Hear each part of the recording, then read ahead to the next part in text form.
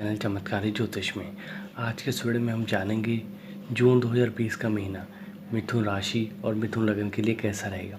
तो सबसे पहले बात करते हैं ग्रह स्थितियों की। सूर्य 15 जून तक शुक्र की राशि वृष में रहेंगे। इसके बाद पूरे महीने मिथुन में रहेंगे। बुध ग्रह अपनी ही राशि मिथुन में रहेंगे। बुध आदित्य योग का निर्माण करेंगे। शुक्र ग्रह 25 जून तक मिथुन राशि में रहेंगे। यहाँ शुक्र वक्री रहेंगे। सेनापति मंगल 18 जून तक कुंभ राशि में रहेंगे। इसके बाद में मीन राशि में आ जाएंगे।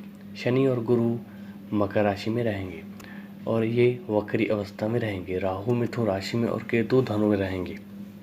इन ग्रहों की स्थिति के आधार पर मिथुन राशि और मिथुन लग्न के लिए जून 2020 का महीना कैसा रहेगा ये जानते हैं। तो मिथुन राशि का स्वामी बुध होता है। राशि चक्र में इसका तीसरा स्थान माना जाता है। इस राशि के व्यक्ति शारीरिक रूप से फुर्तीले, हाजिर जवाबी होते हैं। लोग इनकी बौद्धिक क्षमता की प्रशंसा करते हैं। इस राशि वाले धार्मिक और दया भाव रखने वाले होते हैं। अपने बहुमुखी प्रति के कारण आप भीड़ से अलग नजर आते हैं। आपके अंदर जितना क्रोध रहता है उतना ही संयम होता है। आप लक्ष्य बनाकर कार्य करना पसंद करते हैं। अपने जीवन में नए और अच्छे विचार बनाए रखते हैं। आपके अंदर कार्य के प्रति उत्साह बना रहता है। अनुशासित और नियमितता रखना पसंद करते हैं। खान पान का शौक रहता है। मेहनती, ईमानदार तथा सहनशील होते हैं। इस राशि के जातक लोगों की भलाई के लिए सदैव तत्पर रहते हैं, किंतु इनका परिणाम इन्हें कमज़ोर ही प्राप्त होता है। इस मास आर्थिक स्रोत से लाभ आपको बाधित होकर प्राप्त होंगे। इस अवधि में आत्मविश्वास का अभाव होने के कारण कार्य के मध्य की बाधाओं में कमी आएगी। इसके अंतिम भाग में जोश उत्साह से अपने कार्य को सफल करेंगे। जोखिम और साहसिक कार्यों को करना भी इस समय लाभकारी सिद्ध हो सकता है। तो स्वास्थ्य के दृष्टिकोण से जून का महीना आपके लिए अधिक अनुकूल नहीं कहा जा सकता, क्योंकि यहाँ आपके सप्तम भाव में केतु विराजमान है। वहीं अष्टम भाव में शनि, बृहस्पति और मंगल की युति स्वास्थ्य को लेकर परेशानियां खड़ी कर सकता है। तो ऐसे में किसी बड़ी बीमारी की शुरुआत या वृद्धि हो सकती है, जिसके प्रति आपको काफ़ी हद तक सजग और जागरूक रहना चाहिए। हालांकि जब मंगल का गोचर आपके अष्टम भाव से नवम भाव में होगा तब तक आपको इन समस्याओं से काफ़ी हद तक मुक्ति मिल सकती है, लेकिन शनि का गोचर आपके अष्टम भाव में रहेगा और आपको कटक शनि की ढैया का प्रभाव देता रहेगा, जिसकी वजह से किसी बड़ी बीमारी की आशंका बनी रहेगी। इसलिए हर छोटी से छोटी स्वास्थ्य समस्या पर ध्यान देना बंद न करें, क्योंकि जो आज एक छोटी समस्या है वह कल किसी गंभीर समस्या का रूप ले सकती है। ऐसा करके आप अपने स्वास्थ्य को अनुकूल बना सकते हैं और बीमारियों से बचकर एक अच्छा और तंदुरुस्ती से भरा जीवन व्यतीत कर सकते हैं। आपको विशेष रूप से ध्यान अथवा मेडिटेट करना चाहिए।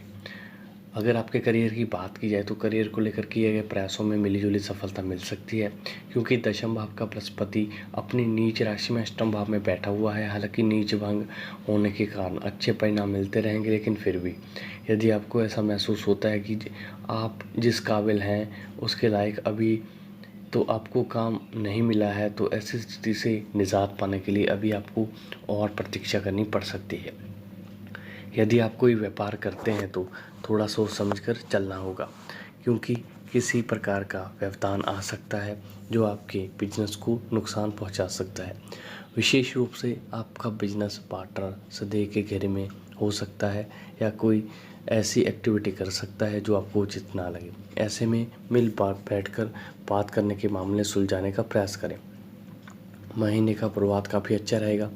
सूर्य की एकादश भाव में उच्च राशि में उपस्थिति आपको सरकारी क्षेत्र से अच्छा लाभ दिलवा सकती है। आपको ज़बरदस्त लाभ होने वाला है। सरकारी नौकरी वालों को प्रमोशन मिलने की पूरी संभावना रहेगी।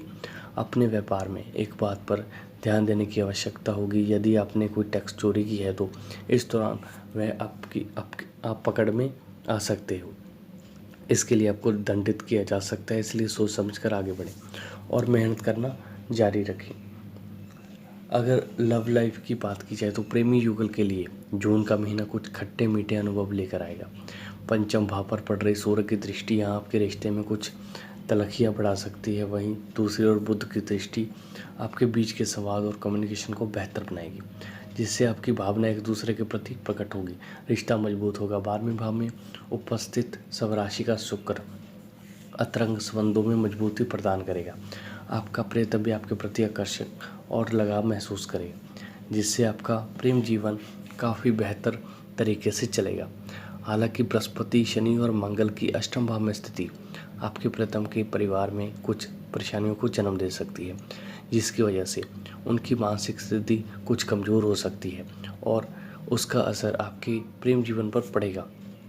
लेकिन वास्तव में प्यार एक ऐसी भावना है जिसमें आपको अपने साथी पर पूरा ध्यान देना चाहिए, और जब भी वह ऐसे समय से गुजर रहे हैं तो जहाँ वह मानसिक रूप से कमज़ोर महसूस कर रहे हैं, तो आपको उनकी हर संभव सहायता करनी चाहिए तथा उनसे बातें करके उनकी समस्याओं को दूर करने का प्रयास करना चाहिए।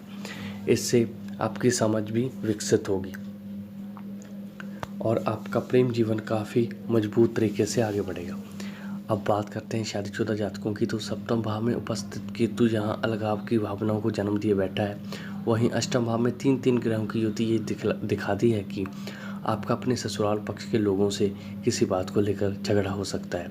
वह झगड़ा समस्या पर हो सकता है, इसलिए आपको बहुत ही नरमी के साथ बातचीत करनी चाहिए, और अगर कोई समस्या है तो उसे सुलझाने का पूरी तरह से शांतिपूर्वक प्रयास करना चाहिए।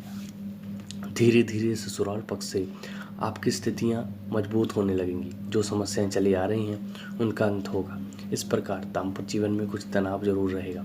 हालांकि आपके बीच अंतरंग संबंधों की वृद्धि होगी, जिससे प्रेम की भावनाओं का पूरा ह्रास नहीं होगा और दाम्पत्य जीवन प्रेम पूर्वक चलता रहेगा। आर्थिक नज़रिए से देखा जाए तो इस महीने आपको अचानक से धन प्राप्ति के योग बन रहे हैं, अर्थात कुछ अचानक धन आपको मिल सकता है, चाहे वह किसी विरासत के रूप में हो या पैतृक संपत्ति के रूप में।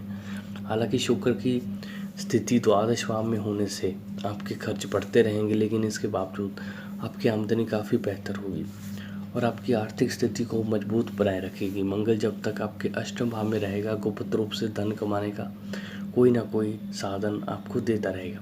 जैसे ही मंगल का गोचर आपके नवम भाव में होगा तो आपकी आमदनी का कोई नया जरिया आपको मिल सकता है, जिससे आपकी आर्थिक चुनौतियां समाप्त हो जाएंगी। इस प्रकार देखें तो ये महीना काफ़ी बेहतर परिणाम देने वाला हो सकता है, तो आप काफ़ी हद तक अपनी आर्थिक स्थितियों को मजबूत बनाए रखने में सफल होंगे। तो अब बात करते हैं आपके पारिवारिक जीवन की। तो पारिवारिक जीवन पे देखने को पता चलता है कि जून का महीना काफ़ी हद तक अच्छा रहेगा।